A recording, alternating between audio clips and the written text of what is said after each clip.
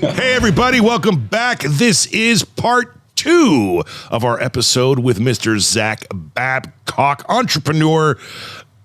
I'm just going to say it, former prison inmate who has turned his life around to become the most amazing kick-ass dad and human possible. Hello, sir. It's been a while. It's been a while. What is going on? So weird. I washed my shirt though this time. You did? Well done, man. Yeah, well done. So, thank you. In the previous episode, we learned that Zach here is a father to 4, a 13-year-old, a pair of twins. We haven't even discussed the littlest. How old was she? She is 4 years old, and it's funny because, like you mentioned in part 1, about your littlest, I thought you were talking about my daughter there because she is the baby, the young, the sassiness, the attitude, all that, man. Yeah, she's all that in a bag of chips, man. Got me wrapped around her finger, and she's already only 4. I'm like, oh, this ain't. I know, it's crazy, Nick, dude. I'm sorry. I'm so sorry, Nick. I get to forward to this. I'm so stoked. Oh, yeah, it's. You've already had it though. Now you get it again. Kind of. So, like, my oldest daughter, no. But my middle daughter, that's 18 now, yes. But she's 18 and still, we're on the fence. She's starting to come back around. Yeah. Same here with Chloe, my oldest. But Nick, I apologize, man. After hanging out and talking with Zach here, I think I have a new best friend, and it's just everything is so in common. I mean, the only thing we don't have is the hair is backwards. I've got it up here. He's got it down there. And, other than that, opposites. You know what I'm saying, Nick? Yeah. So I got the tattoos, though. So, I just okay. Whatever. Papa's got some tattoos, let's too, man. My world let's talk about tattoos.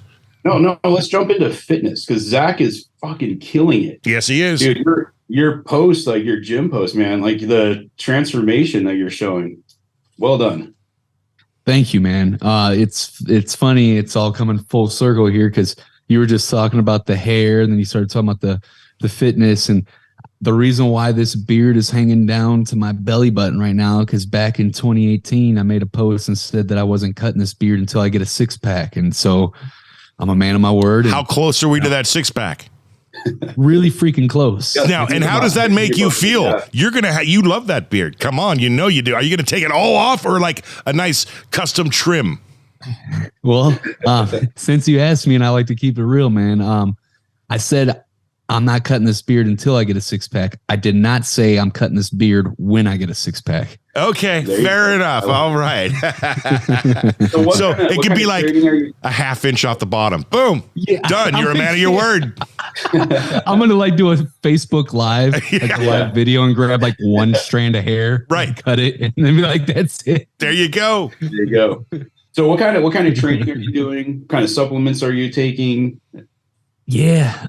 Man, I'm not a real expert in this, but I'll just share my little regimen, what I've been doing, just my my theory and philosophy on health and fitness. I am more of like I guess, I don't know, what do you call it? A holistic approach or whatever.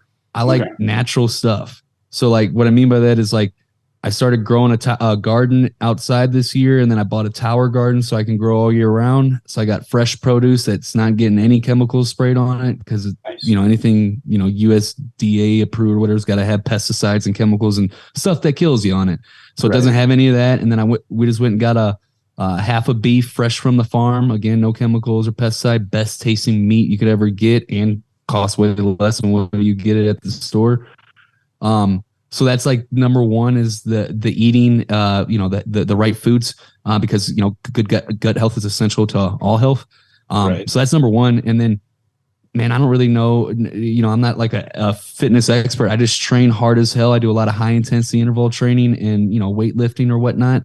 And I eat anywhere. I'll get either a 200 deficit in calories or 200 surplus. I don't always have to have a deficit or a surplus. I could bounce around in that range. Because I'm still putting on lean muscle and burning fat at the same time, and I fast 16 hours a day or more, and that's and I get good sleep, and that's pretty much it, man. Cool, very cool. I'm just getting back into it. I had my health stuff back in July and finally got cleared to get back into the gym, so I'm kind of false, slowly but surely. False. Shut up. You did not get cleared. I did get cleared. Your doctor said you could do light. workouts. Light workouts. Now, the definition of a light workout for 99.9% of humans is much different than your definition of light workout, because Nick goes hard. Well, I used to go hard. So the light workout is now semi-hard. So are we going back to your 2 wieners? spotted wiener. Yeah. Tune into part 1. No, so what I went from is like a 2-hour, like insane, like cardio, heavy weights one day, cardio, light weights, tons of reps the next day. Now I'm down to very light cardio, very light weights, and maybe 45 minutes in the gym. And then I'm like, okay, that's it. So I'm building my way back up, working with different supplements to try to figure out, okay, is creatine going to be okay for me now? How much protein can my body handle before I start feeling like it's going to break down again? The pre-workouts, reintroducing all that kind of stuff. And so it's been a weird, like almost like starting over brand new kind of a deal, but it's a lot of fun trying to figure out, okay, what can my body handle now, and where do I need to stop? And if I push too hard, I hate life. if I go too light, I'm like, But the big thing for me though is my mental health. Like if I don't work out, I feel mentally like I get super depressed, and so that's a big deal for me. Whether I'm just at the gym, hanging out with my gym buddies, and just in that community, still talking to those guys, or if I pick up a set of dumbbells and do a set, cool. Did you want to hang out, have fun, and help your mental health without the possibility of risking injury and working out? I don't like video games. God dang it. How did you know that's where I was going? How did you know that's where I was going, bro? You and I, Call of Duty, man, we could hang out until 2 a.m. Because I would die in like the first 4.5 seconds. I'd be like, shit. Are you a sports fan, Zach? Yes, die-hard Rams fan. Love football. Okay. Like other sports too. Football's my jam. Good. Did you watch last night's game? Man, that was horrible. Yes. So for everyone watching this, we're recording this on Tuesday morning, the night after Monday Night Football, Week 17, January 3rd, 2023. I didn't get it wrong, you guys. First time I said it. That was impressive. Right? And last night, we witnessed something that is unprecedented in the world of football. Player for the Buffalo Bills, routine-looking play, stands up, collapses, has a friggin' heart attack on the field. Most of you probably know the story. If you don't, anyway, he had to have CPR, rush to the hospital. As we speak and record this podcast, they say his vitals are normal, but we don't know. We don't know the condition of the brain or what's going to happen. Now, you may be wondering, why are you bringing this up on the podcast? Well, as all this was unfolding, I immediately went to my son and in my head, and he wants to play football. And never, ever, the history of my life, have I ever had the feeling I had last night of, well, maybe I'm not going to let him play football because of what I just witnessed. No matter how rare it is, what if one day in that 1 in a million shot to the chest at the exact millisecond when that, electrical beat, there's some description I saw. I forget, I'm no doctor, but 1 in a million chance that hit at that moment in time that caused his heart to stop working, and the man he did die on the field. They brought him back. I've never thought or hesitated to let my son play sports, and I just kind of wanted your guys' thoughts on that. Would that change your view? Because I mean, the odds of something like that, you break a leg, break a bone, sure, whatever, concussion, it's going to happen. But after seeing that, it's like, am I being too overprotective? Is it the times? I think just watching like sports now, opposed to sports when we were in high school, the safety features that the helmets have, the pads have now, the safety stuff that they're putting kids through in high school sports, because I have a bunch of friends that coach and everything. I feel it's a lot safer now than it was back in the 90s when we played for 100%. So I think, it's like you said, it's a rare thing that happened. And I mean, it's the odds of happening again probably never will happen again. But well, obviously there's a chance, no matter how minute. And that one chance is what scares me. Yeah. But I mean, I think I'm just an enrollment badminton. A minute chance that anything could happen to any of us anytime. It's like, do you stop living or do you just no? If we're going to go back to the COVID conversation, aren't we? So I'm gonna jump on that really quick. Okay, hold on. I want Zach's opinion on that. Oh man, it's tough, man. I coach my son's football team, and so I seen that last night, and I know what you're talking about because I was scared for a moment too. That's what went through my mind. I was like, man, like I don't even know if I want, like right. It crossed my mind, and it's tough. I don't want that one incident to ruin the game. Right. You know what I'm saying? Right. You want to live in fear. Yeah, and so. It's really tough. It's sad that happened, and prayers out to him and his family, and hopefully, that stuff doesn't happen again. But as of right now, I haven't, said like, no, my son's not going to play football. It did cross my mind, but yeah, it's tough, man. Tough, yeah, brutal. That was scary, man. I mean, God, the whole nation was wrapped up in it. It was an eerie feeling watching it too. Yeah, you felt it watching it. It was like, man, this ain't right. I don't know. So after it happened and all the posts started coming up on social media, the people that posted that it was because of the vaccine really got to me. It's like, come on. No one, Nick, at that point in time, there was literally like it happened 10 minutes ago. Okay. Yeah, well, so there is no proof. There's no science. There's nothing, not a shred of even a possibility that what those jackoffs were saying online because they're internet warriors held any validity of truth. I don't know if you saw the post from one of our local social media. No, you want to run him out? He just has a very large following in Southern Oregon. And and I know who it is, right?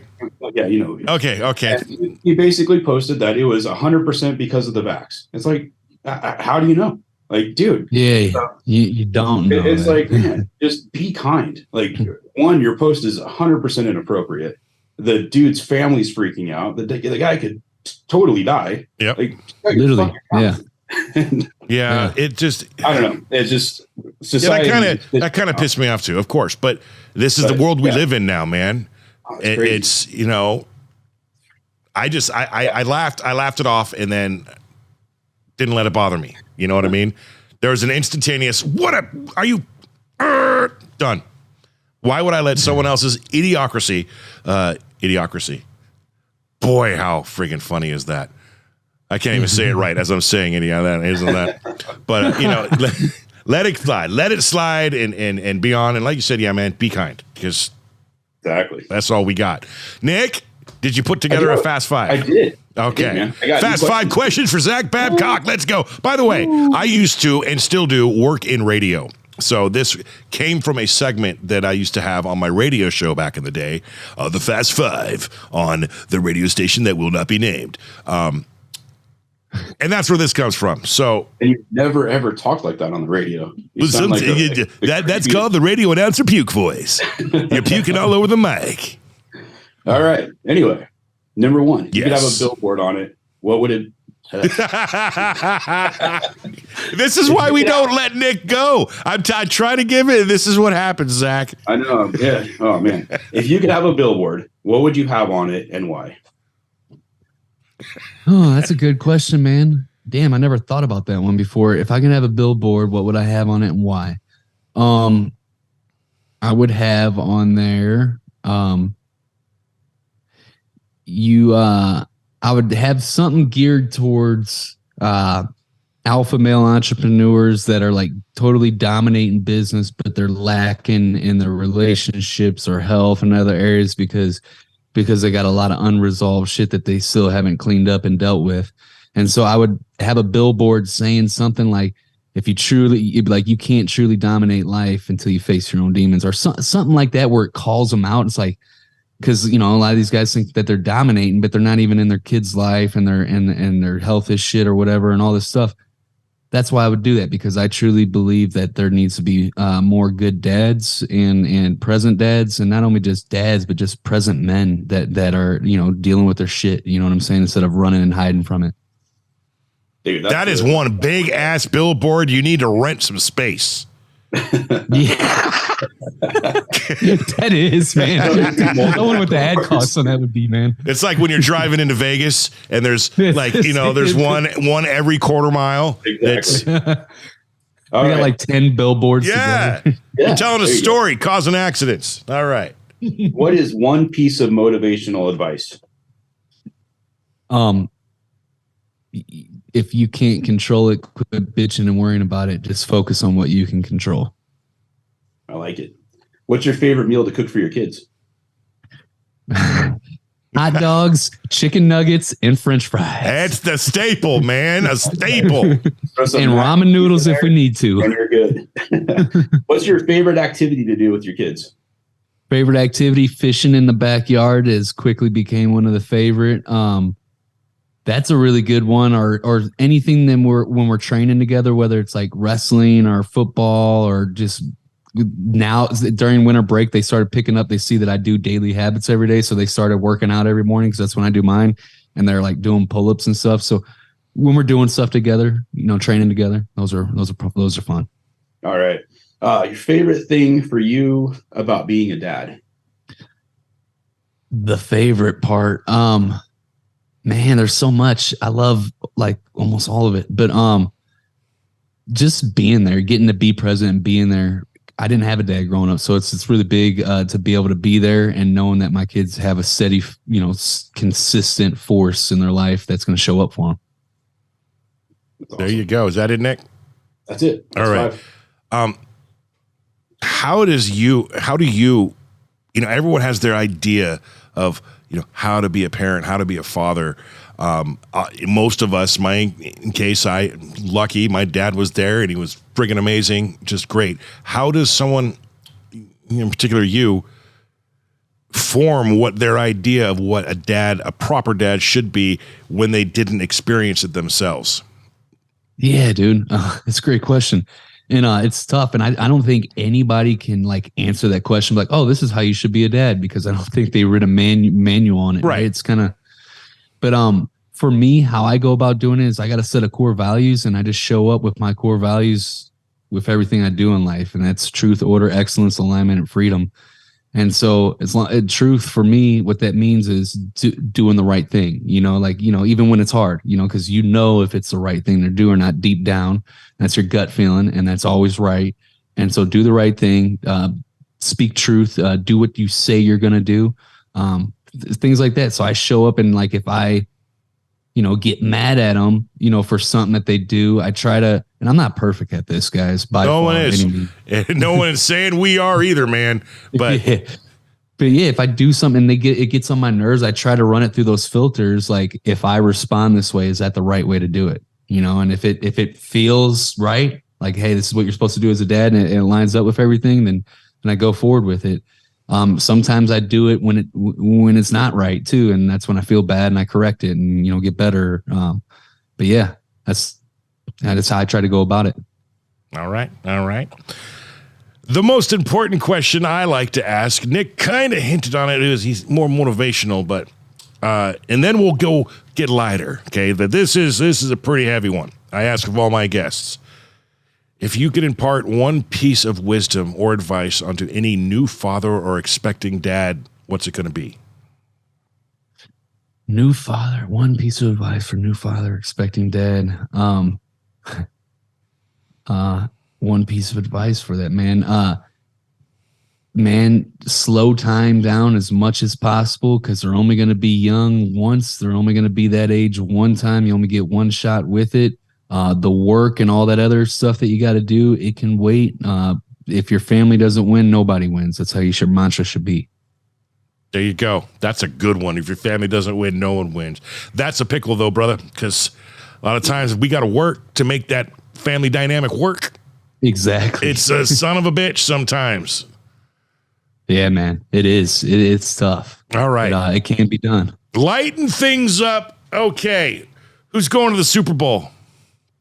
And by the time this airs, right I'm doubling. You're doubling down. Okay, let's go. On this. I said this in preseason. I just said it a couple of weeks ago because everybody's like, there's no way they're going to make it now. And I'm doubling down. If you say the friggin' Packers, No. Okay. The Tampa Bay Buccaneers are going to beat the Buffalo Bills in the Super Bowl. What? I know, right? Everybody says like, oh, dude, You know who Tampa Bay, sucks. you know who Brady's playing for next year, right? I think he's going to go to Miami. No, he's going right there. He's playing? Yeah, man. Okay, Tampa Bay. That's a bold statement. It is. But they And get, I'm you know, doubling but down. how do you know, again, after watching yesterday or Sunday, Tom, at least in that game, finally looked like Tom, and whoever is going to bet against Tom Brady in the playoffs is an idiot. Yeah. You got a valid point. My concern, though, is how that team, the Buffalo Bills, are going to respond to what happened last night. Is it going to be a motivational, bring the whole team together, kick ass and win for that man? Or is the trauma of what they witnessed on the field going to be a detriment to that whole team? We'll find out. I don't know. I'm hoping it's the latter, because now that my Raiders are out and completely choked the bejesus out of that season, I'm on the Bills bandwagon. I'm going Niners. Like, my Niners are in. He's a Niner fan. Wait, well, you told me I could bring up the video. You know what this son of a bitch did earlier? He said, I am no longer a Niner fan. I'm a Raider fan. Since I'm a little kid. I knew you'd do this. But I also am rooting for the Raiders. I rooted for the Raiders all season. And look what that got you.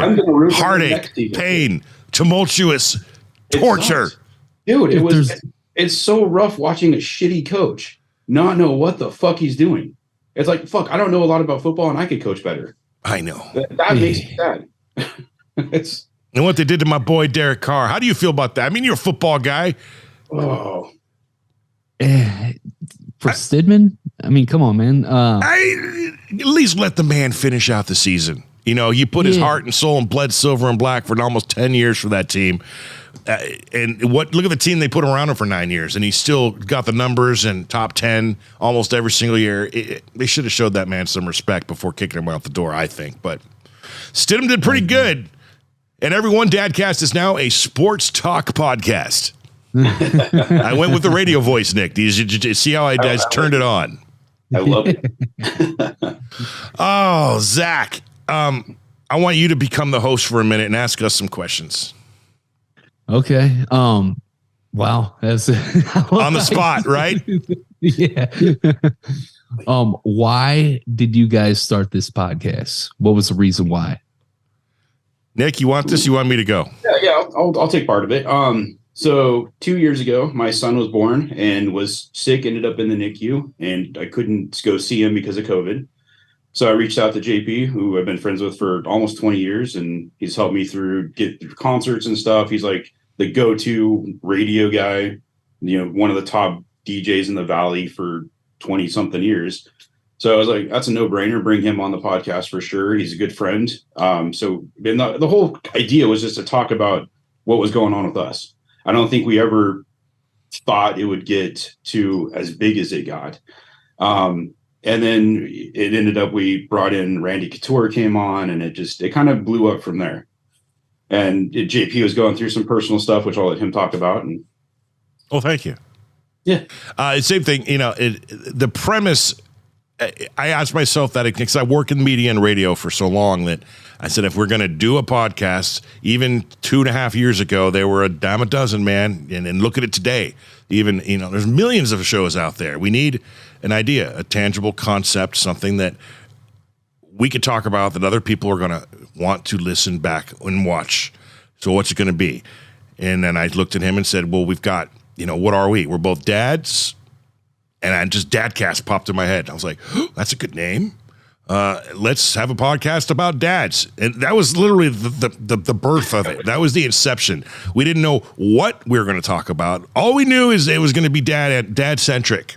And to talk about our problems and as a little outlet to, talk, even if it was just Nick and I every week. So how was your week, bro? Oh, it was good, bro. What did this happen to kids this week? Oh, I don't know. If that was all it ever turned out to be, we'd still be doing it today.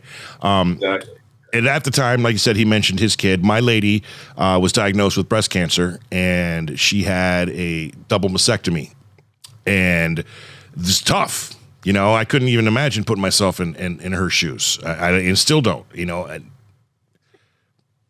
I can't imagine, you know, you're losing what makes you a woman in her eyes. And she also had a hysterectomy literally 6 months prior to that. So all the pieces that, you know, biologically make you a woman, she lost. And I had to be strong and supportive, and the dad to take care of the kids and support her, all while trying to maintain my own mentality being strong during that. So that was the reasons why we started. I can now say, by the way, she's good. Everything's great. She's healthy. She's beautiful. Everything is great with her. But at the time, doing the podcast helped. And I had the know-how as far as audio and editing and production and et cetera to pull off a decent podcast. I even told him from the very beginning, man, it doesn't matter how crappy the idea is, as long as it sounds good. You don't want some piece of crap sounding show to start, you know, when you grab crappy audio. You know, we got good audio. We're already a step ahead of 75% of the podcasts out there. Anyway, yeah, man. There's a long ass winded answer to that question. Number 2. What were some of the challenges, the early challenges you guys faced getting the podcast going? Nick talking. Yeah. I was like, for real. I didn't think I'd be as like shy as, because like, you know, going out and doing concerts and promoting concerts and talking to like all my famous friends and stuff, like it's easy because they're just people. But then getting into this situation where you're like this, it's like, oh man, what do I say? He was just intimidated by this thing, man. Yeah. A lot of people are. Which blows my mind because Nick is the most outgoing guy you'll ever meet. You throw a beer in him and it's even friggin' 3 times as bad. Or some whiskey. But yeah, you turn that on-air sign on and put him behind a microphone, even though there's no one in the room, just his best bud talking across from him, and it's, you know, getting him to come out of his shell, that was difficult. I can't really think of getting it going and getting to, like, once we realized, okay, we've got 100,000 followers. Like, I started thinking more of, we need to advertise, we need to merch, we need, you know, so it's like finding an investor to jump on board and help us with that aspect of it and get us to now where we're at with almost 500,000 followers, a solid YouTube presence. That was challenging, but not. Like, once we pitched the idea to our investor, he was like 100% on board, and the dude is phenomenal. He, you know, jumps at pretty much anything. If we go to him and say, hey man, we've got this idea, it's, you know, here's some more money, let's roll with it and go. So proving ourselves at that point that meant a lot to me as far as where we were at now. Is, okay, now we did this and now we got this step, and now we're on the cusp of hopefully a distribution deal or whatever comes next is kind of, I think where we're at. The general answer to that question, I bet when you ask it of people, is probably most of the time getting people to listen to it, to download it, you know, getting the reach. I think we were ahead of the game before we even started with I've said it was a perfect storm with my background and what I do and his background and what he did. And we put them together. We were already, you know, a marathon ahead of all the rest when it came to, because he has his connections. I have my know-how in the voice, and we just threw them together with a good, tangible idea. And there we were. So I don't think we had too many difficulties at the beginning. So, you know, lucky us. And building a perfect team too. Like we've actually had team members that we've had to part ways with because of taking too much control, trying to guide us in a direction that we didn't believe in. And, you know, nothing, that was rude and totally childish. I take it back. Nothing negative about those people. It's just, you know, they had a different idea and we weren't on the same page. And now one of them was a total asshole, just for the record. Yeah. For the record. But at the end of the day, you part ways, move on. And we now have, I believe, the perfect team. We've got a website guy, a social media team, a PR manager. We have a manager that has pretty much any entertainment connection you can possibly imagine. So when it comes to guests, we have pick of the litter pretty much. Getting into guests like you, though, is a little bit harder, where I want to start bringing on more motivational speakers and, you know, and that kind of stuff. And it's like, you know, getting more interesting type of stuff like that. It's like, now how do I break into that realm? It's kind of. We just did, bro.